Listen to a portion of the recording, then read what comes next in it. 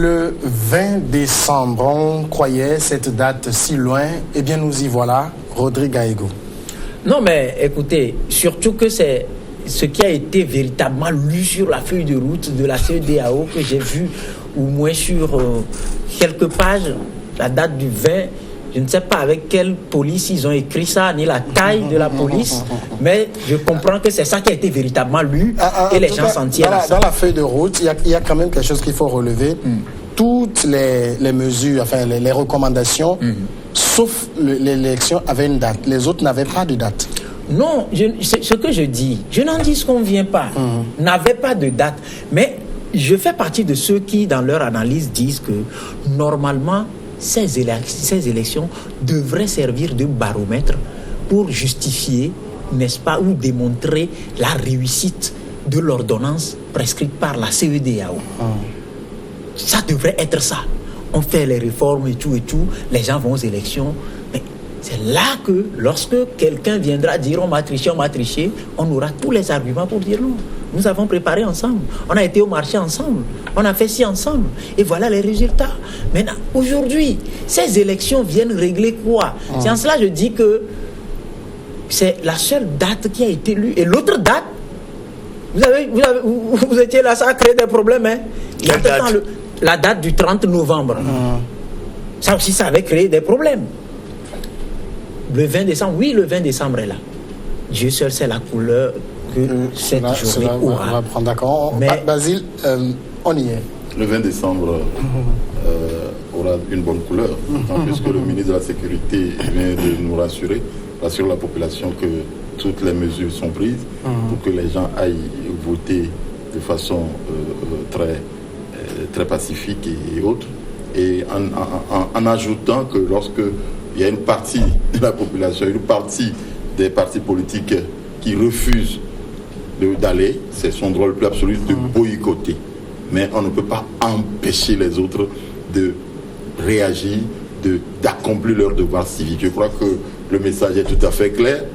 Vous restez dans vos maisons si vous boycottez. Ceux qui veulent aller accomplir leur devoir civique doivent y aller de façon beaucoup plus apaisée également. Donc je crois, pour ma part, que ce message-là est rentré dans les oreilles de tout le monde. Et moi, je suis persuadé que le 20 décembre, nous irons à ces élections-là et rien n'allait se passer. Mais sans surcroît, les propos du général Damram Yak sont de nature à rassurer ceux qui ont envie d'accomplir le devoir. Le devoir civique, oui. À l'écouter hier, il était serein et clair. Ceux qui disposent de leur carte de vote doivent aller voter librement et dans la sérénité. Personne ne doit empêcher ceux-là d'y aller. Ceux qui ont refusé d'y aller doivent rester chez eux. Personne ne doit empêcher quelqu'un d'y être. Comme l'a dit la C14, qu'elle fera tout pour empêcher cette élection. Les militaires ont voté, les forces de défense et de sécurité ont voté aujourd'hui. Le jeudi, après-demain, ce sera pour les civils.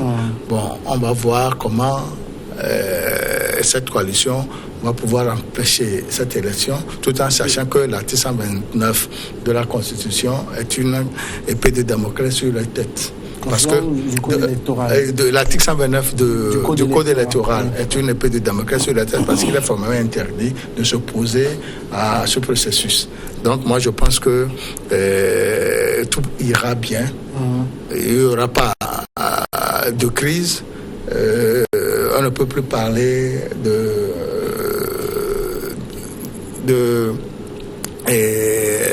repousser la date du 20. Du moment où les forces de défense et de sécurité ont commencé aujourd'hui, la fin sera effectivement ce jeudi 20, si tout va bien. Mais il y a quand même quelque chose que je dois relever, c'est que, je ne sais pas quand vous faisiez vous donnez le nombre de bureaux de vote, on a plus de 8000 bureaux de vote. On a 8488 bureaux de vote, mais on a mis à la disposition des forces de défense et de sécurité 201. Mais on a 8000 agents dans la fosse. Comment ils vont faire? On n'en a même pas un par bureau de vote. Là, oui, bon, enfin, ils vont peut-être se concentrer sur les centres de vote, c'est ça. Ils vont se concentrer sur les centres de vote. on ne met pas des agents devant chaque bureau de vote. C'est dans le centre qu'on met les agents, au minimum 2 ou 3. Et en rassurant, c'est à eux que le ministre pensait. C'est eux qui vont faire le job. C'est eux qui vont faire le job et il doit avoir. Puisque dans la ville, il doit avoir des patrouilles de reconnaissance et autres. Et dans l'enceinte, il doit avoir des gens pour la dissuasion. Oui, vas-y. Et puis il y a même un appel à la population également pour aider les forces de sécurité à la disposition donc de ces élections. Et donc je crois que s'il y a des problèmes quelque part, les populations doivent être prêtes à interpeller ou bien à faire appel donc à ces forces-là pour les aider à empêcher qu'il y ait des troubles. Je crois que tout ça là doit être rassurant. Parce que même au niveau du code électoral, le président de la CELI peut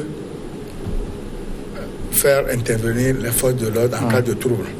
Il peut faire partie quelqu'un, il peut faire intervenir les forces de l'ordre en cas de trouble. Ce qui, compte tenu de ces prérogatives, je pense que tout peut aller au mieux. Rodrigue Gaego, du côté des autorités, donc le message est rassurant pour le 20 décembre. Non, mais le message est rassurant. Non, les gens ont démissionné depuis en matière de sécurité au Togo. Je justifie cela par les séries de braquages. Ils rassurent toujours, ils ouvrent toujours les enquêtes, mais on braque avec les armes. Donc, ce sont des paroles, pas des paroles d'évangile. L'idéal ici, que je peux dire, c'est que c'est à chacun, en fin de compte, d'assurer sa sécurité. Savoir où je mets les pieds et tout et tout. Parce que, je vous assure que, quand tu fais bien les calculs, on ne peut pas, entre nous, logiquement, un centre de vote, si réellement tout le monde devrait voter, on peut compter des milliers de votants dans un centre de vote. Et s'il y a un incident, 3-4 agents, le temps que ce qu'on met dans renfort arrive, c'est ce qui pousse des gens à faire usage de balles. Vous avez vu, je parlais de la vidéo de la sécurisation des urnes. Bon, ici, le contexte semble un peu différent parce que ceux qui vont voter n'ont aucun intérêt à créer de la violence. On regarde plus du côté de ceux qui disent qu'ils empêcheront par tous les moyens. Vous savez, on n'a jamais écrit nulle part que la violence vient de quelque part. C'est-à-dire la violence ne peut que venir de ce côté. Quel côté? Je dis, on n'a jamais écrit nulle part que la violence ne peut que venir de ce côté-là. Oui. La violence peut venir de partout. De partout. Peut-être qu'un candidat qui participe, un accompagnateur qui participe à ces élections a peut-être un représentant dans un bureau de vote, peut-être sur des malentendus, ça commence par donner autre chose. Vous savez que ce sont des trucs qui prennent vite et ça peut donner quelque chose d'autre. Il ne faut pas penser que, oui, certes, la C14 a dit nous allons tout faire pour empêcher. Oui, ils sont dans leur logique, puisqu'ils contestent le processus. Ils ne peuvent que dire ça. Ils sont dans leur logique. Mais l'idéal ici, tel que nous le disons, si les choses étaient bien organisées, on n'a pas besoin de se préoccuper d'une quelconque violence. Chacun allait, c'est-à-dire c'est un peu un rendez-vous. Généralement, moi je me souviens de la première fois que j'ai eu envie de voter, je suis allé, j'ai rencontré des amis. Après avoir, rempli mon devoir civique, mais on s'est causé, un peu c'était... fait beaucoup plus des retrouvailles où vous êtes tout le temps, celui-ci il est occupé au travail, ainsi de suite, mais le jour-là, tout le monde est là, vous vous retrouvez, Sam, ça va, ça fait longtemps se voir. Est-ce qu'aujourd'hui, on inculque la méfiance dans les gens? Je vais prendre ma carte d'électeur et commencer par regarder derrière, courir, aller mettre dans le... Non, écoutez, c'est pour ça que je vous dis que ce sont des anomalies qu'il faut corriger pour sécuriser véritablement. Ce ne sont pas les verbes qui vont mettre en sécurité notre pays. Mais posons les bases de la confiance mutuelle pour que je puisse surveiller les arrières de mon aîné Basile et que mon aîné puisse surveiller mes arrières. C'est ça la véritable sécurité. C'est vrai qu'on a entendu les autorités sécuritaires rassurées, mais est-ce que la population est pour autant rassurée? Parce qu'on a lu aussi beaucoup de choses, des gens qui sont ouvertement dans la menace. Oui, il faut quand même reconnaître qu'il y a eu beaucoup de menaces, et puis les menaces ont continué, et peut-être, je ne sais pas si ça s'est déjà arrêté, quand la coordinatrice de la C14 avec véhémence, clamait partout que par tous les moyens, nous allons empêcher la tenue de ces élections. Et sur d'autres radios également, certains sont intervenus, certains députés que je connais bien, sont intervenus dans des émissions pour dire nous allons l'empêcher. Mais jusqu'à l'heure où on parle, les élections ont commencé. Enfin, il faut quand même le dire clairement. Les élections ont commencé. Ça ne veut pas dire que ça ne peut pas être empêché. Les corps habillés sont allés voter. Je suis sûr que ceux qui disent qu'ils vont aller empêcher par tous les moyens, je ne crois pas qu'ils auraient ces moyens-là. Je ne crois pas personnellement qu'ils auraient les moyens dont ils parlent pour empêcher ces élections. Le jeudi, moi je suis sûr, nous irons voter, il n'y aura aucun problème. Message chapeau. Oui, comme l'a dit Basile Agbo, depuis le 10 décembre, moi, personnellement, je me suis dit que ces élections auront bel et bien lieu. Et compte tenu du point de presse du président de la CENI ce jour, il y a la confirmation que tout ira bien. Oui, mais lui, il peut le dire, mais il n'est pas devin non plus. Oui, vous savez, moi, quand je prends la communication du ministre de la Sécurité, il a utilisé des mots, des verbes, certes. Mais ceux-là qui sont partis s'inscrire, faire l'enrôlement, la raison pour laquelle ils ont fait ces enrôlements, c'est d'aller mettre leur bulletin dans les urnes. Ils le feront. Et de la même manière, certains parmi eux, par peur, peuvent s'abstenir. Ça aussi, c'est un autre cas. Mais pour moi, à ce que je sache, ceux qui ont eu leur carte d'électeur iront accomplir leur devoir civique. En fait, on leur a dit de ne pas aller s'inscrire, mais ils se sont inscrits. Ça veut dire qu'ils savent que le jour de l'inscription, le jour du vote, ils iront voter. Et je crois que c'est un peu ça. Vous savez, dans ce pays, on nous a fait peur, on nous a dit, voilà, il faut quitter Lomé parce que Jésus-Christ même viendra pour déloger à Déma. Et ça ne s'est jamais passé. En 99, on a dit aux gens, ah non, il n'y aura pas élection, on va faire ceci. Nous sommes allés en 99, on a voté clairement et simplement. Donc je crois que les gens qui se dosent pour dire qu'ils vont empêcher les élections, je ne crois pas qu'ils feraient quelque chose pour empêcher ces élections. Les élections auront bel et bien lieu. Rodrigue, oui. Moi, j'aimerais donner l'exemple de l'arche de Noé. Vous savez, c'est comme ça que les prophètes disaient. Le déluge n'aura pas lieu. Aura lieu, non, le déluge aura lieu. Oui. Les gens disent non. Il y a plusieurs fois qu'on le dit, rien n'arrive. Ils buvaient, ils mangeaient, ils célébraient les mariages. Mais un jour. Il faut dégager cette histoire. Non. On se connaît trop dans ce pays. Non. C'est ce que je dis.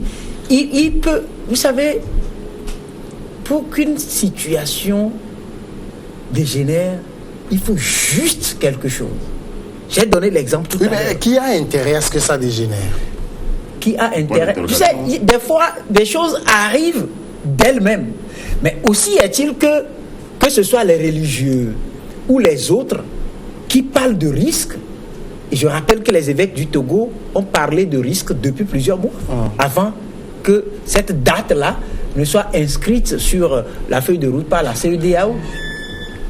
Ceux-là, ils ont vu quelque chose. Je dis que Dieu nous garde.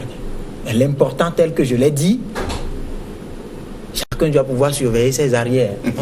En tout cas, c'est ce que je dis. Maintenant, est-ce que l'autre enjeu de l'après-demain, ce n'est pas l'abstention aussi? Oui, le risque est grand. Le risque est grand parce que, comme j'étais en train de le dire tout à l'heure, on a pris du temps pour faire peur aux gens et pendant longtemps. Et sur les médias, vous voyez des gens qui se mettent un turban sur le visage et puis avec une arme, je ne sais pas où ils l'ont trouvé. Et donc tout ça là, ça crée des psychoses dans la tête de certaines personnes. Et le risque est grand que les gens s'abstiennent d'aller voter. Mais de toutes les façons, l'abstention ne fera pas ça n'a aucun effet sur que ceux qui iront voter, le résultat qu'ils auront donné, des incidents mineurs. Vous savez, ils ne vont pas cacher la crédibilité. Au Togo, dans le code électoral, il n'y a aucune disposition qui dise que à 10%, un seuil de participation à 10%, le vote est nul. Même si c'est 5%, on va déclarer ceux-là qui seront déjà élus. Même longtemps au Burkina Faso, Blaise Compaoré a été élu sur 24%, 25%. Ce qui veut dire qu'aucune disposition n'empêche. Et au Togo, le vote n'est pas obligatoire. Voilà, il y a plusieurs facteurs qui rentrent en jeu. De toute façon, quand même, s'il y a une forte abstention, ça sera exploité par les je ne veux pas appeler le mot d'être, mais les partisans du boycott. Les partisans du boycott, ce n'est pas eux qui vont donner le résultat. Oui, mais ça va. Ils vont exploiter ça. Vous savez, ils vont quand même. C'est vrai, on a des informations quand même, pour ne pas dire que ces résultats-là. J'ai parlé des accompagnateurs. Les gens savent pourquoi ils vont au marché. Ils savent qu'ils n'ont rien à vendre, rien à acheter. Ils y vont. Ils savent pourquoi ils y vont. S'il n'y a pas ces deux aspects, pourquoi tu vas au marché alors? Eh bien, je dis... Si ce n'est pas pour acheter ni pour vendre, pourquoi tu y vas alors? Tu prends les pickpockets, ils vendent quoi, ils achètent quoi? C'est de cela qu'il s'agit. Oui, mais ils ne vendent pas, ils n'achètent pas non plus. Donc, c'est pour dire que aussi longtemps que des élections ne vont pas contribuer à régler nos problèmes. Les gens disent que les élections n'ont pas vocation à régler des problèmes. Ah oui, ceux qui le disent. J'ai parlé tout à l'heure où j'ai présenté l'élection là comme baromètre. C'est un peu comme un moyen de suivi.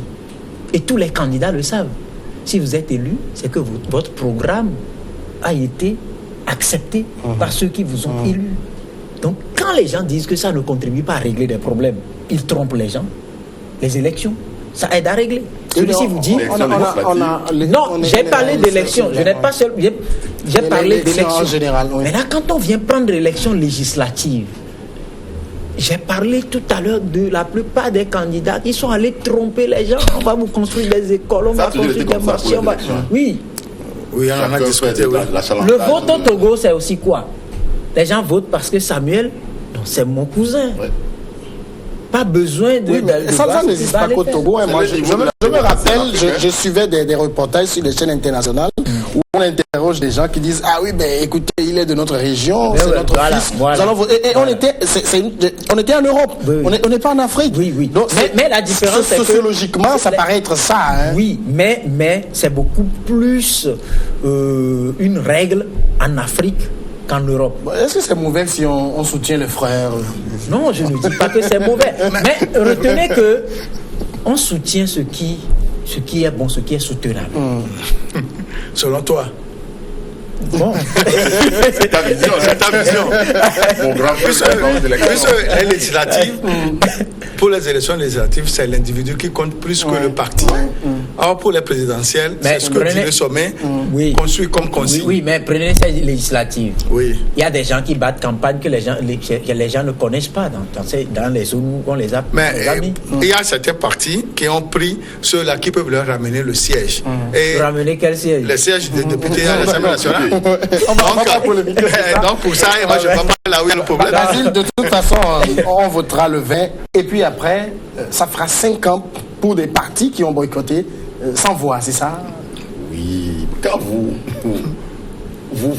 mettez dans la posture de quelqu'un qui boycotte une élection législative, et il va de soi que votre parti va en souffrir. Pendant 5 ans, eh bien, vous serez absent de la scène politique. Et le parti va fonctionner comment? Bon, c'est vrai, vous êtes déclaré parti politique, de temps en temps vous allez faire vos meetings, etc. Mais ça va beaucoup peser sur certains partis politiques qui étaient en train d'émerger, qui étaient en train de faire un bon travail, peut-être pour avoir de la hauteur demain. Mais maintenant, ces partis, comme vous êtes en train de le dire, auront 5 ans à rester donc dans l'obscurité. Et je suis persuadé que ça a été toujours comme ça. Des gens ont marché pendant 5 ans dans ce pays. Après, ils sont revenus, ils sont à l'Assemblée. Peut-être ils vont rester à la maison pendant 5 ans. Et après, peut-être dans 5 ans, nous sommes en 2018, 5 ans plus, ça fait 23. 2023, Donc en 2023, ils reviendront sur la scène, ils vont aller aux législatives. Peut-être on va les élire quand ils seront dans la nouvelle opposition, opposition à l'Assemblée, et donc ils auront à faire le travail là-bas. Je crois que ce n'est pas toujours trop tard. Ce qui est mauvais pour eux, c'est que pour la présidentielle de 2020, ils n'auront pas de représentants à la CENI. C'est eux qui vont se faire coopter maintenant. Oui. Et maintenant, au niveau de 2023 aussi, ils n'auront pas de gens à la CENI. Même si il faut organiser les locales, ils ne seront plus là non plus. Ce qui veut dire que c'est un problème. Le boycott est lourd de conséquences. Chaque fois qu'il y a boycott, ce n'est pas la première fois que ça se passe au Togo. Depuis 1946 à ce jour, nous avons au moins 5 ou 6 boycotts. Vous savez, c'est une question de choix. S'il faut boycotter. Et chacun doit l'assumer. S'il faut boycotter. Quand on boycotte, il faut l'assumer. Quand tu fais un choix, il faut l'assumer. Il faut l'assumer. Si boycotter me met sur le droit chemin, je préfère l'adopter. Parce qu'il ne faut pas aller aux élections aller aux élections pour des élections, non. Ce n'est pas juste. Ce n'est pas juste. C'est pour ça que je disais que oui, les gens sont allés pour ils ont humé l'argent de millions. Non, mais je rappelle, en 2013, la campagne, c'était financé aussi. Ouais. Non, je ne parle pas. On parle comme si cette année, c'est cette année qu'on a financé. Non. On a financé en 2013, on a financé en 2015. Ce que ça a toujours été comme ça. Si je ne dis pas que les délégués des candidats sont pris en charge. Je ne dis pas. Le Togo est bon élève à ce niveau-là. Je ne dis pas qu'il faut forcément épouser ce que je dis, mais je suis fier de le dire parce que je réaffirme que les gens sont conscients qu'ils n'y vont pas pour enlever un seul siège. Ils n'y vont pas pour enlever un seul siège. C'est pour ça que je repose le problème de partis politiques au Togo. Mais la plupart de ceux qu'on appelle indépendants, on connaît leur couleur. Ils sont devenus indépendants quand? Les zones où ils sont indépendants. Le 4 décembre. Ils ont la latitude. Le 4 décembre. Ok, très bien. Ils ont la latitude de se déclarer. Vous voyez, il y a la CDPA qui a commencé la lutte politique au Togo. Il n'a jamais de député. Il n'a jamais eu de député à l'Assemblée nationale. Et pourtant, la CDPA est l'un des partis fondateurs du Code 2 jusqu'à ce que le professeur Nenevi soit au gouvernement. Vous voyez, ce qui veut dire qu'il y a la réelle politique qui est toujours là. Pas de souci. Attendons de voir, parce que moi, ce qui est dangereux, ce que je lis en train d'arriver, une assemblée assez diluée, vous êtes un prophète, très manipulable, qui va continuer le rôle d'accompagner les obsédés du pouvoir pour faire du Togo un patrimoine particulier. Si c'est ça le choix qui pousse les gens. Non, Jean. Tu ne peux pas parler de patrimoine particulier parce que le Togo nous appartient à tous. Ah oui, vous êtes sûr que le Togo nous appartient à tous? À tous, oui, bien sûr. Le Togo nous appartient à tous. Le Togo est une république. Le Togo est une république. Merci de l'avoir reconnu. Alors, comment dire, je ne veux pas parler de configuration, mais comment vous voyez la prochaine assemblée? Oui, c'est une assemblée entièrement renouvelée. Je crois que cette élection fortement colorée. Renouvelée. Fortement colorée. Parce que la surprise, c'est que même du côté de l'Union, il y a beaucoup d'anciens qui n'ont pas été repositionnés. Il n'y a que 12 personnes que l'Union a encore retenues pour retourner. Donc c'est pourquoi je dis que nous sommes en train d'aller vers une reconfiguration du paysage politique togolais aujourd'hui. Une reconfiguration qui va peut-être donner une autre image de la politique togolaise. Jolie, pas jolie, je ne sais pas, mais de toutes les façons, le visage politique du Togo va se renouveler. Et on attend de voir ce que ça peut donner. Parce que nous avons fait l'expérience avec les anciens qui ont toujours été là, ils reviennent, et le pays continue pas à être là où il est. Donc on va voir si au moins cette nouvelle image que nous avons de ce pays ne va pas essayer, tant soit peu, de changer l'allure politique que nous avons traversée depuis des années. Enfin, moi, je suis positif. Alors, ce que dit Basile, c'est que quelle que soit la couleur des futurs députés, c'est le job qu'ils doivent faire. C'est ça qu'on attend. Le problème aujourd'hui, avec cette élection, nous aurons bien sûr de nouveaux députés qui auront pour objectif de mieux participer à la vie, donc pour parler du développement participatif, et au lieu de parler de députés qui font la politique politicienne pour les minorités de blocage. Donc ce serait le seul élément positif si cette élection a eu lieu jeudi. Quelle assemblée vous voyez après le 20? Une assemblée fortement colorée, je l'ai dit, manipulable. Et parce que j'ai déjà entendu dire que nous allons aux élections pour rafler les 4/5e et opérer les réformes. Oui, c'est chaque parti est libre de fixer son objectif. Non, on se connaît bien. Non, pourquoi? Je crois que je peux aller, on se connaît bien. Et quand on vous dit ça, c'est pour ça que je parle d'accompagnateur. C'est-à-dire, il faut juste accompagner. Parce qu'ils vont prendre le part et distribuer le reste aux autres. Pourquoi pas? Pourquoi pas? C'est pour ça, pour moi, je sais qu'il y aura un parti politique, soi-disant de l'opposition, qui pourra avoir 8 députés pour intégrer ou bénéficier de sa promesse de chef de file de l'opposition. J'en sais. Je sais. Et les autres vont se partager les autres vont se partager les quelques sièges. Les autres vont se partager les quelques sièges. Et puis bon, le boulevard sera ouvert. Le boulevard sera ouvert pour que le travail qui devrait être fait depuis et que la minorité de blocage bloquait soit bien fait pour aller droit dans le mur. Est-ce que ce n'est pas les réformes qui sont essentielles, quel que soit comment c'est fait? Les réformes, pas n'importe quelle réforme. D'accord. Si ça ne se fait pas, pas n'importe quelle réforme. Moi, je garde l'espoir que cette nouvelle assemblée aura donc pour priorité les réformes. Parce que je sais que la situation dans laquelle... Non, pourquoi vous pensez toujours qu'on va tailler sur mesure? Puisque c'est ce qu'on veut jamais. C'est ce qu'on veut depuis. Vous avez ça dans non, ça se lit dans les gestes. Ça se lit dans les gestes. Mais Rodrigue, je suis désolé. Je t'ai dit une fois ici que la politique n'est pas une religion où il faut croire au dogme. Ouais. La politique, il aime les dogmes. La politique, ce n'est pas ça. La politique, vous savez autant que moi que je dis la vérité. Le plus fort, c'est tout. Et qu'il y a toujours un objectif à atteindre. Là, je suis d'accord avec vous. C'est la raison du plus fort qui a toujours un objectif à atteindre. Les réformes taillées sur mesure. Ce n'est pas de la religion. Ça, je suis d'accord. En tout cas, on va suivre de très près, que ce soit maintenant ou après le 20. On verra ce qu'il en sera et on sera toujours là pour en parler. Merci beaucoup, Rodrigue Aego, Basile Agbo, merci à vous aussi. Message Chocolat d'Angle, nous merci. Merci à vous aussi de nous avoir suivis. À demain.